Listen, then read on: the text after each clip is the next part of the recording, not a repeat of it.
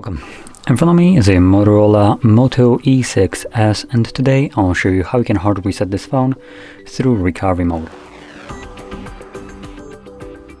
Now, doing this through recovery mode will allow you to get rid of screen locks. So if you have one set that you just don't remember, this will obviously remove it completely. Now, there is one downside to this, that if you are logged into a Google account, which I'll just quickly show you.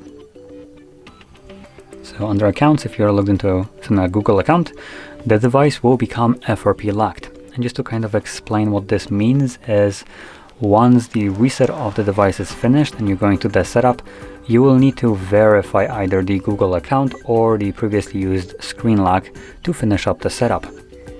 So like I said, that's one downside, but obviously if you know your Google account, then it shouldn't be a problem. Now, if you don't know either one of those for some reason, I'll be also making a video on how you can bypass this, just completely get rid of it without much problem. So anyway, if you're interested in that, stay tuned for the next video.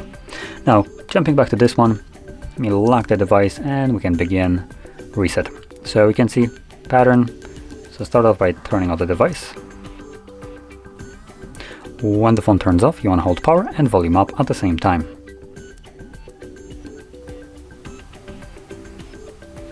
When you see boot mode, which is this thing right here, using only volume up, you want to select the middle option, or not the middle, first option, which is recovery mode.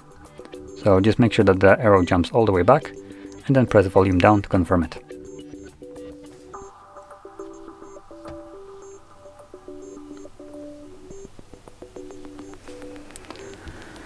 From here, using both volume keys to navigate, you want to select wipe data, factory reset, and then confirm it with power key.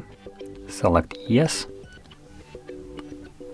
And as you can see, at the bottom you should see data wipe complete, at which point reboot system now will be selected by default. So press power key once again, and the process will continue. Now I will plug in the device to charge just because it's a little bit on a low side. In terms of the battery, it's like 20%. So I wouldn't want it to just die out throughout the process. But obviously if your phone is charged, you shouldn't have any kind of problems.